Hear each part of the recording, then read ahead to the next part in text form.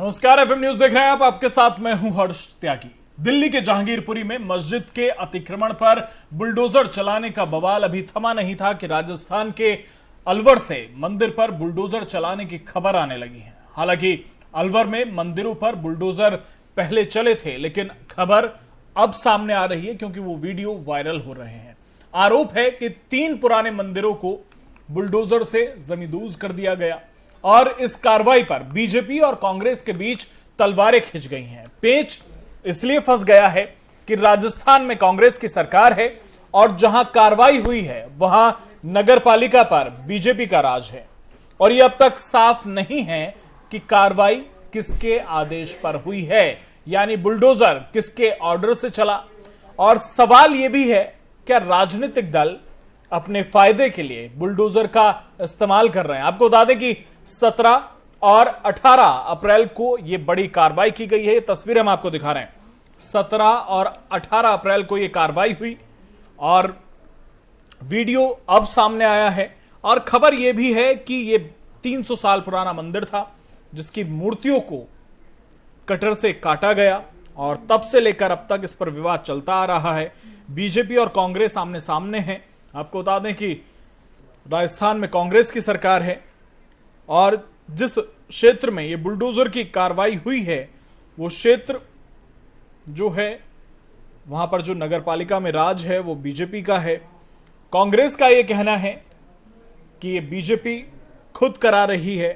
वहीं बीजेपी का ये कहना है कि कांग्रेस से यही उम्मीद की जा सकती थी कि कांग्रेस के राज में मंदिरों को तोड़ा जाए।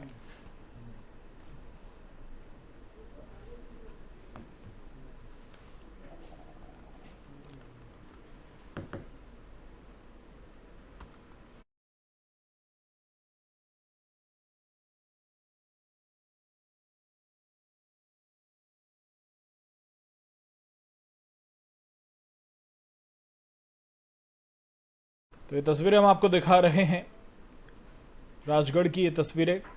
और इस नगर पालिका पर बीजेपी का राज है। कांग्रेस ये कह रही है कि बीजेपी ने ये कराया है और अब माहौल खराब किया जा रहा है। वहीं बीजेपी का ये कहना है कि राजस्थान में कांग्रेस की सरकार है और इसीलिए 300 साल के मंदिर को 30 सेकंड में कांग्रेस ने खाक कर दिया। अब इस मामले पर भी राजनीति शुरू हो गई है।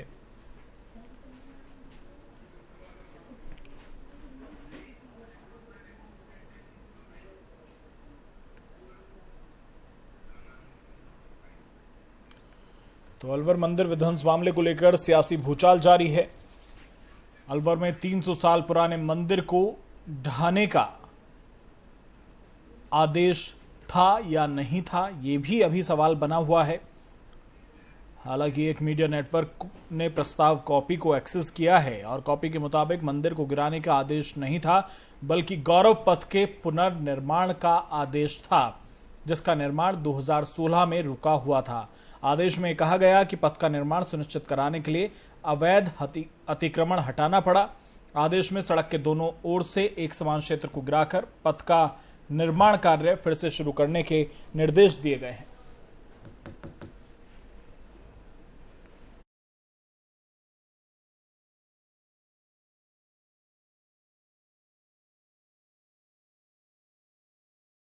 और इसी पर बातचीत के लिए हमारे साथ बीजेपी प्रवक्ता संदीप शर्मा हमारे साथ जुड़ गए हैं। बहुत बहुत स्वागत है संदीप जी आपका एफएम न्यूज में। नमस्कार। आवाज मिल पा रही है संदीप जी? मेरा नाम संदीप दुबे है। माफी चाहूंगा संदीप दुबे जी, माफी चाहूंगा। बहुत बहुत स्वागत है आपका एफएम न्यूज में। संदीप जी, जो चल रहा है राजस्थान में, कांग्रेस तो साफ कह रही है कि जिस नगरपालिका में यह कृत्य हुआ वहां पर आपका राज है। 35 में से 34 तो पार्षद आपके हैं, ये आपका कराया हुआ कारनामा है और अब माहौल खराब कर रहे हैं आप लोग। देखिए, मैं सिर्फ इतना कहूंगा कि हम सबके अच्छे और बुरे कर्म से हमारा राष्ट्र प्रभावित होता है। हम सब लोग को मिलकर अच्छा करना चाहिए। इस तरह की जो राजनीति समाज में हो रही है और लोग जिस तरह से विपक्ष दृष्टिगत है या कांग्रेस की वहाँ सरकार है, कांग्रेस इस तरह की बातें कह के वो क्या सिद्ध करना चाहती है? वो चाहती है कि हिंदू मुस्लिम देश में हो, मुसलमानों की नेता बनना चाहती है, मुसलमान वोट बैंक से काबिज होना चाहती है। हर चीज सबसे दुख की बात यही है कि हम सब लोग अगर अच्छा सोचेंगे तो अच्छा होगा, लेकिन अच्छा सोच मरती जा रही है, अच्छी चीजें खराब होती जा रही है, अच्छी चीजों की जगह खत्म होती जा रही है। इससे दुख की बात है। कांग्रेस को सोचना चाहिए, स्वयं निर्णय कांग्रेस को लेना चाहिए कि आप अपने राज्य में इस तरह की घटना जो हो रही है, वो पुरानी मंदिर थी और उसकी अगर देखभाल अच्छे से होती, अच्छा उसको और बेहतर कर सकते थे, लेकिन आपने जानबूझ के और गलत तरीके से इस तरह की घटना को अंजाम दिया। ये काफी दुख व्यक्त करता है और इससे सभी समाज काफी संदीप जी, कांग्रेस तो ये कह रही कि हमने तो सिर्फ वही आदेश पारित किया जो 2016 में बीजेपी ने तैयार किया था। देखिए कांग्रेस क्या कह रही है, क्या नहीं कह रही है, इम्पोर्टेंट है कांग्रेस कर क्या रही है, ये इम्पोर्टेंट है। कहना सुनना राजनीति में चलता रहता है, वो कर तो ठीक नहीं रही है ना। आप देखिए टाइमिंग को लेके क्या कर रही है, वो इस तरह की कृत्य करना, वो भी स्वतंत्र भारत में किसी मंदिर को ध्वस्त करना, ये अपमाननीय काम है।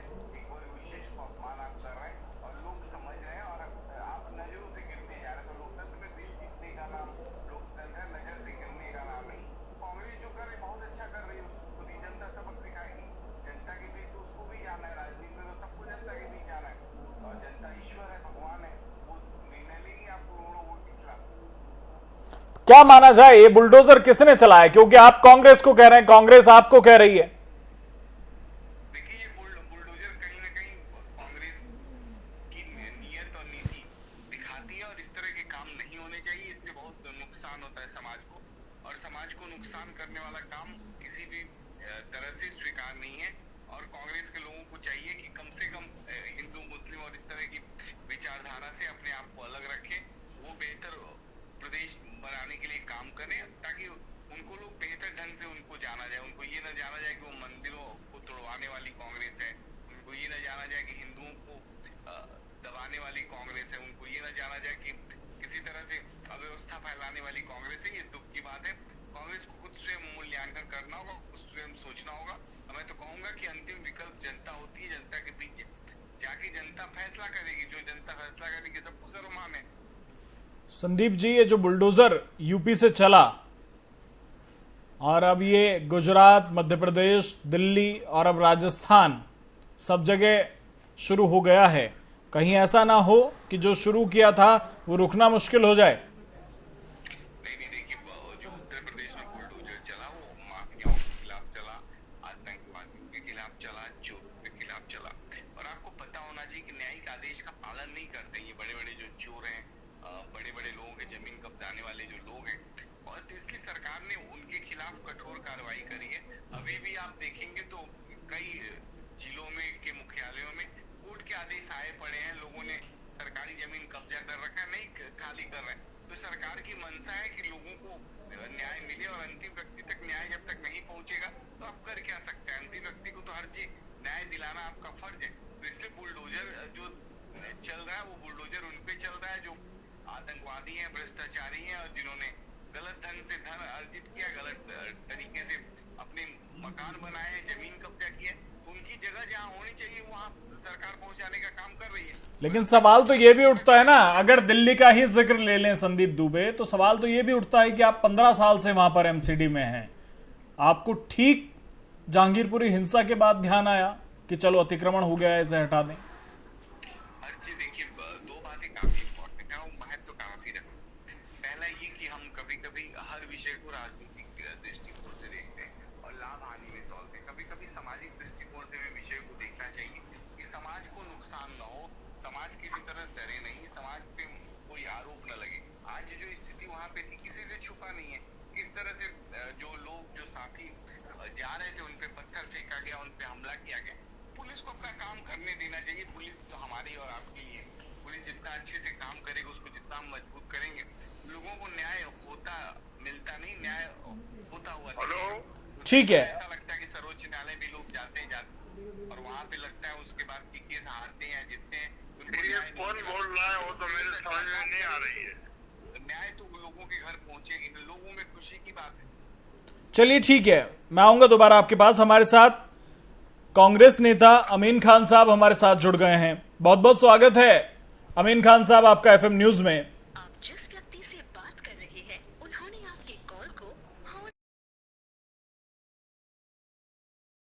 अमीन खान साहब आप बोलते हो, आपकी तो साफ आ रही है। जी, अमीन खान साहब, ये आखिर राजस्थान में हो क्या रहा है? बीजेपी कह रही है कि कांग्रेस का यही सेकुलरिज्म है और कांग्रेस के राज में यही होगा, मंदिर गिराए जाएंगे।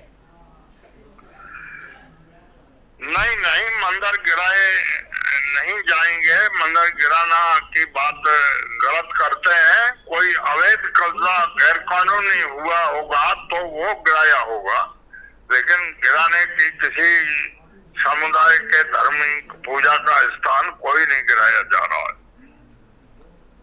लेकिन वो तो साफ तौर से कह रहे हैं कि ये सब आप लोग कर रहे हैं, और मंदिर तो जितना पुराना होता है उसकी पौराणिक महत्ता उतनी होती है, तो उसे गिरा थोड़ा ही ना दिया जाएगा, उसका उद्धार किया जा सकता है, पुनर्निर्माण किया जा सकता है। नहीं, वो निर्माण का तो क्योंकि अलवर का मामला है, मैं बाड़मेर का आदमी हूँ, मुझे उसकी असलियत की जानकारी तो नहीं है, इसलिए मैं डिटेल सही नहीं कह सकता। लेकिन मेरा कहने का मतलब, सरकार की नीयत किसी समुदाय को कोई परेशान करने की नहीं है। कोई अवैध गैर कानूनी कब्जा होगा तो गिरा सकते हैं। ठीक है, चलिए, बहुत बहुत शुक्रिया आपका।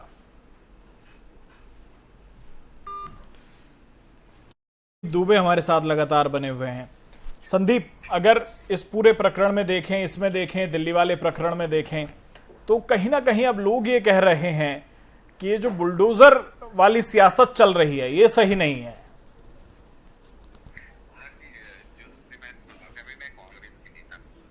जी, कांग्रेस के पास सोचने के लिए, करने के लिए तो कुछ नहीं। कांग्रेस वोट बैंक को भी गलत तरीके से देखते, उसको लगता है कि जो देश में बुरा करे उसके साथ खड़ा होने से ही वो लोग वोट देते हैं। मुझे लगता है कि ऐसा नहीं है, देश के लिए अच्छा करने वालों को भी लोग वोट देते हैं, और इसको भारतीय जनता पार्टी ने सिद्ध किया। इसलिए देश के लिए कम से कम अच्छा करिए। आप रोड रोक पाए, लोगों पे पत्थर पे पाए, जी, नेता तैयार करें। आपकी जो फैक्ट्री है नेता तैयार की हुई है कि कितना धरना दे सकता है व्यक्ति, कितना रोड रुकवा सकता है, कितना सरकारी काम में बाधा डाल सकता है, वो नेता हो जाए। ऐसे दृष्टिकोण से तो भारत को आगे आना, उभरना होगा, क्योंकि ये दृष्टिकोण तो भारत को गर्व में ले जाएगी, और इस तरह की राजनीति से भारत को बहुत नुकसान हो जाएगा आने वाले समय में। हमें जो लगता है, आप भी युवा है, हम लोग भी युवा है, हम लोग को टिट फॉर टैट वाली बात नहीं है, लेकिन कोई अन्याय हो रहा है, किसी के साथ अन्याय हो रहा है, कोई गलत कर रहा है, कानून को उसका काम करने देना चाहिए, और त्वरित अगर न्याय मिलता है लोगों को तो लोगों में एक हर्ष आता है, खुशी आती है, या चलो किसी ने गलती मेरे साथ किया, त्वरित न्याय मिला। लेकिन दुर्भावना के साथ, किसी मनभेद के साथ, और इस तरह की जो ये घटना है, जो मंदिर तोड़ी गई है, इतनी पुरानी मंदिर तोड़ी गई है, कोई इसको सही नहीं मानता। हर आदमी क्या ठीक है, ये ऐसा नहीं होना चाहिए। तो आप स्वयं मूल्यांकन करिए। हम लोग समाज में तो रहने वाले लोग हैं, हम लोग मूल्यांकन करें कौन सही कर रहा है, कौन गलत कर रहा है। बहुत बहुत शुक्रिया संदीप जी आपका तमाम बातचीत के लिए।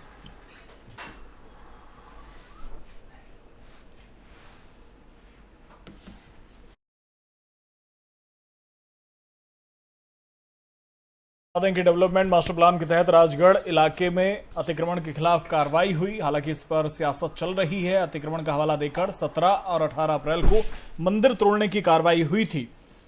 आपको बता दें कि एक मीडिया नेटवर्क ने जो ये आदेश था उसे एक्सेस किया है और ये कहा है अपने रिपोर्ट में कि मंदिर को गिराने का आदेश नहीं था, बल्कि गौरव पथ के पुनर्निर्माण का आदेश था, जिसका निर्माण 2016 में रुका हुआ था। आदेश में यह भी कहा गया कि पथ का निर्माण सुनिश्चित करने के लिए अवैध अतिक्रमण हटाना पड़ा।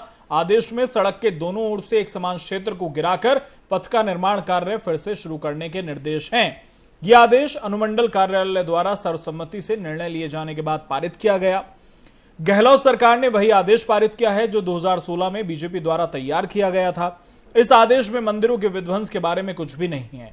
बीजेपी के आदेश में बिजली के खंभे को तोड़े जाने और उस जमीन के हर इंच पर चर्चा की गई है जिसे तोड़ा जाएगा, लेकिन कांग्रेस सरकार के हवाले से मास्टर प्लान का कोई जिक्र इसमें नहीं हुआ है।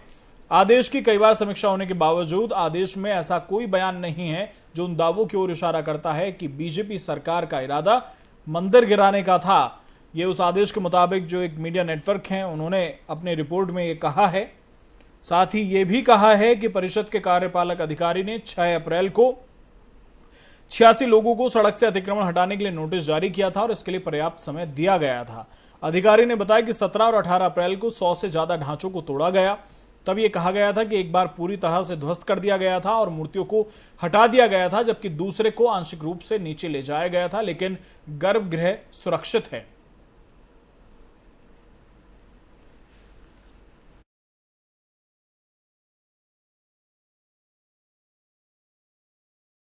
हिमाचल प्रदेश में सभी राजनीतिक दल विधानसभा चुनाव की तैयारियों में जुट गए हैं और बीजेपी के राष्ट्रीय अध्यक्ष जेपी नड्डा हिमाचल प्रदेश के 2 दिवसीय दौरे पर हैं, जिसका आज दूसरा दिन है। जेपी नड्डा ने शनिवार को कांगड़ा में पार्टी नेताओं के साथ बैठक की, तो वहीं आम आदमी पार्टी के नेता अरविंद केजरीवाल भी आज कांगड़ा पहुंचे। केजरीवाल ने कांगड़ा में एक जनसभा के दौरान कहा कि बीजेपी और कांग्रेस ने लूटने में कोई कसर नहीं छोड़ी। आज हिमाचल प्रदेश की जो हालत है वो बीजेपी और कांग्रेस की वजह से है। अभी दोनों पार्टियां मिलकर मुझे गालियां दे रही हैं। और इससे पहले अरविंद केजरीवाल ने 6 अप्रैल को मंडी में रोड शो किया था। आपके प्रदेश चुनाव प्रभारी सत्येंद्र जैन ने बीते दिन कहा कि चुनावों को देखते हुए अब कांग्रेस और बीजेपी के दिग्गज नेता हिमाचल में डटे हैं, लेकिन जनता का भरोसा आप पार्टी पर है। उन्होंने कहा कि जनता आम आदमी पार्टी की नीतियों से प्रभावित होकर अपना मन बना रही है।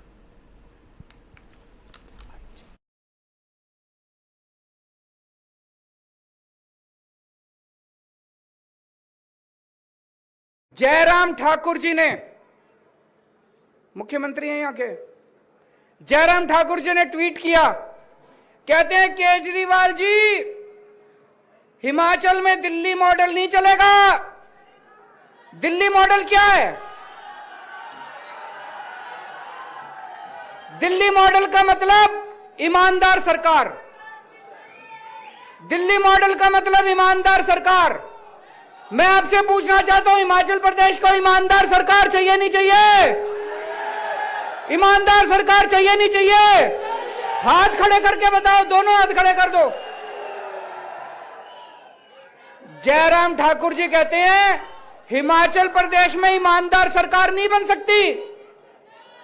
मैंने उनसे पूछा क्यों नहीं बन सकती जी?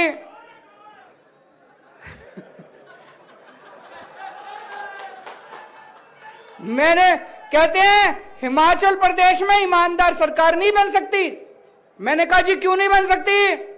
बोले जी हिमाचल प्रदेश की सामाजिक और राजनीतिक परिस्थितियां अलग हैं। मैंने कहा भाई साहब परिस्थितियां अलग नहीं है, तुम्हारी नीयत खराब है। इनकी नीयत खराब है, इनकी नीयत चोरी करने की है। कहते हैं हिमाचल प्रदेश में ईमानदार सरकार नहीं बन सकती। बताओ क्यों नहीं बन सकती? जयराम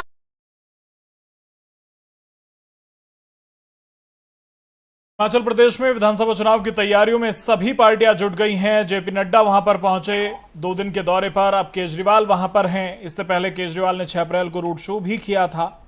और इसी पर ज्यादा बातचीत के लिए हमारे साथ वरिष्ठ पत्रकार जयसिंह रावत जी हमारे साथ जुड़ गए हैं। बहुत बहुत स्वागत है जयसिंह रावत जी आपका एफएम न्यूज में। हाँ नमस्कार।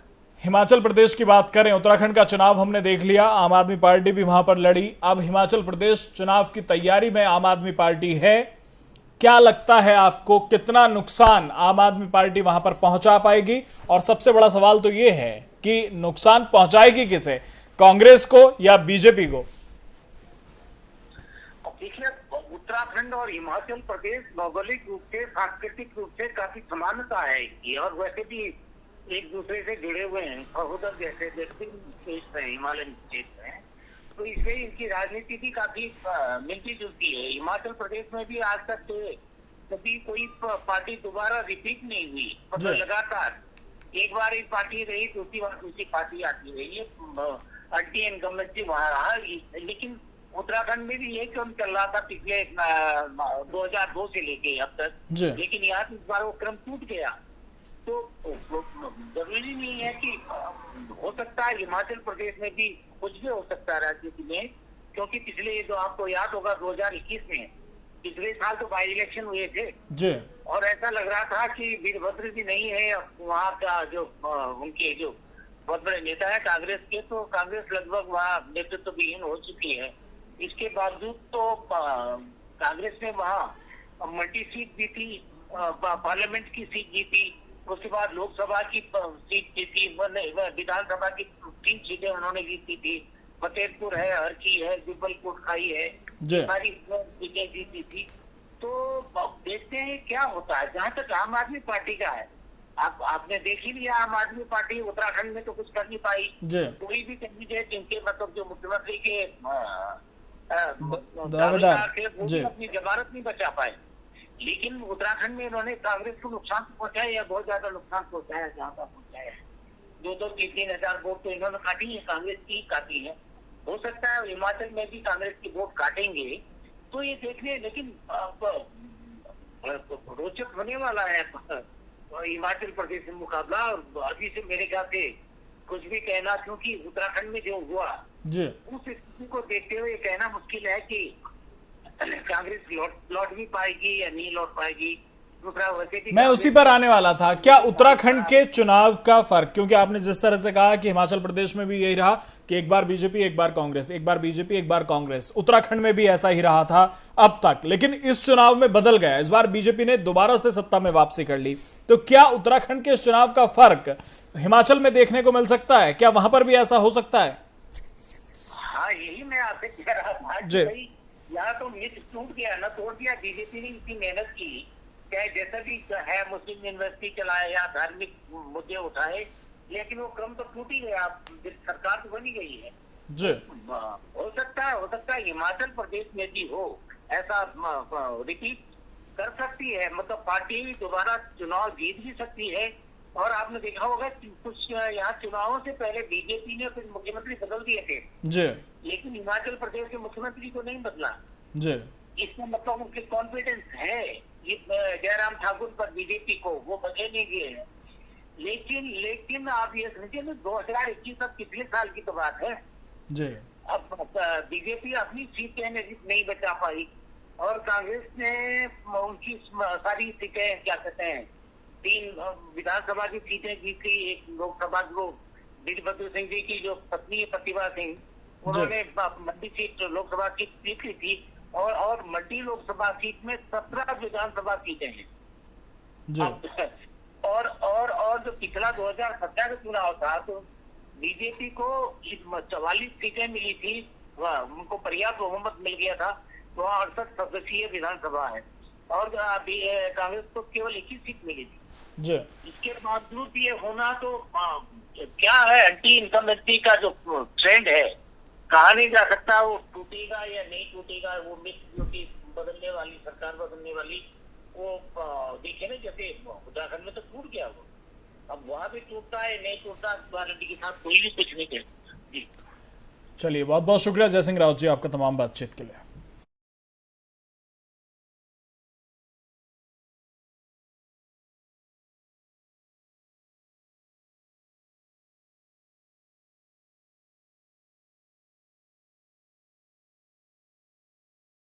एक बार फिर से यूनिफॉर्म सिविल कोड को लेकर चर्चा शुरू हो गई है। उत्तर प्रदेश के उप मुख्यमंत्री केशव प्रसाद मौर्य ने यूनिफॉर्म सिविल कोड की चर्चा पर एक नया राजनीतिक राग छेड़ दिया। केशव प्रसाद मौर्य ने दावा किया कि उत्तर प्रदेश की सरकार यूनिफॉर्म सिविल कोड को लेकर गंभीरता से विचार कर रही है। अपने बयान में केशव प्रसाद मौर्य ने कहा कि सभी को समान नागरिक संहिता की मांग और उसका स्वागत करना चाहिए। उन्होंने कहा कि उत्तर प्रदेश सरकार भी इस दिशा में विचार कर रही है, हम इसके पक्ष में हैं और ये यूपी और देश की जनता के लिए जरूरी है।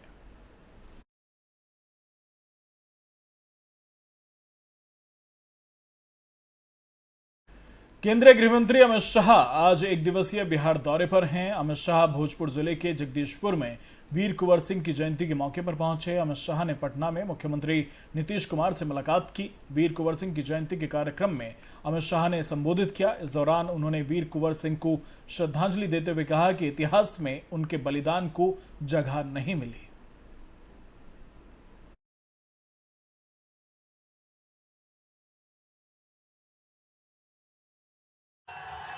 माताओं, भाइयों, बहनों, हमारा जो एक क्षेत्र है ये विश्वामित्र की जन्मभूमि माना जाता है। ताड़का वध यहीं पर प्रभु श्री राम ने किया था। यहीं से मिथिला जाने की प्रेरणा मिली थी।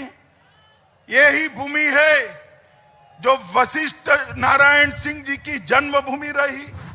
यही भूमि है शिव पूजन सहाय, महान कवि शैलेंद्र बिंदेश्वरी दुबे और सहकारिता के पुरेदा तपेश्वर सिंह की भूमि रही है। इस भूमि को मैं प्रणाम कर कर मेरी बात की शुरुआत कराना चाहता हूं। मित्रों, जयप्रकाश नारायण, बाबू जगजीवन राम, कर्पूरी ठाकुर, राजेंद्र बाबू, भगवान बुद्ध और महावीर की यह भूमि बिहार रही है। मित्रों, आज जब हम देश भर में आजादी का अमृत महोत्सव मना रहे हैं, तब मोदी जी ने हमारे सामने 3 लक्ष्य रखे।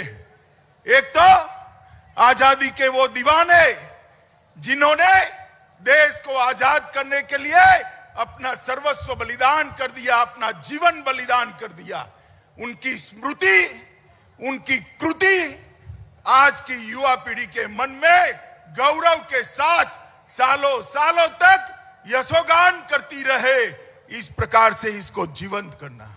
दूसरा, आजादी के अमृत महोत्सव के वर्ष में 75 साल में देश ने जो कुछ भी प्राप्त किया है, इसको चिर स्थायी बनाने का प्रयत्न करना और एक संकल्प ऐसा लेना जिससे जब आजादी की शताब्दी मनाई जाए, तब मेरा और आपका ये महान भारत दुनिया में एक बहुत बड़ी ताकत बनकर सर्वोच्च स्थान पर बैठा हो। मित्रों, सर्वोच्च स्थान पर मोदी जी ने कल्पना करी 2047 में पूरी दुनिया के सभी देशों की स्पर्धा में हर एक क्षेत्र में भारत नंबर 1 होना चाहिए। यही सच्ची श्रद्धांजलि वीर कुंवर सिंह जी को हो सकती है। मित्रों, आज जब मैं यहां आया हूं, तब मैं सन 57 की बात जरूर करूंगा।